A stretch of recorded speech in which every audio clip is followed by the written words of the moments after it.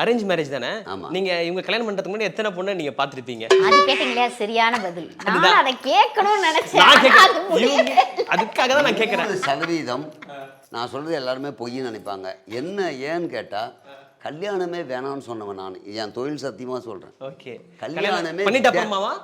கல்யாணத்துக்கு முன்னாடியே எனக்கு கல்யாணமே, அதனால நான் எத்தனை பொண்ணை பார்த்துருப்பேன். அது நிறைய பார்த்திருப்பீங்க. ஆன அப்புறம் வேணாம்னு சொன்னது எல்லா ஆண்களும், நான் மட்டும் இல்ல, அது ஒட்டுமொத்த பேரும். நீங்க எனக்கு என்ன கல்யாணம் வேணாம்ப்பா, ஆனா நான் சைட் அடிப்பேன்பா அப்படின்னு இருக்காரு. அப்படின்னு இருப்பாரு. இல்ல, அப்படி ஒரு சூழ்நிலை எனக்கு அமையல. நான் ரொம்ப தியாகி நல்லவன் சொல்லுவாங்க.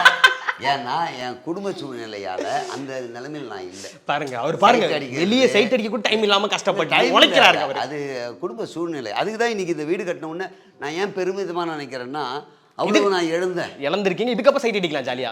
ரைட், பர்மிஷன் வாங்கி கொடுத்தீங்களா? இப்போ அடிப்பாரு. அடிச்சா இங்க அடிப்பாங்க போல. டிப்பாராமே அப்படின்ற மாதிரி இருக்கு.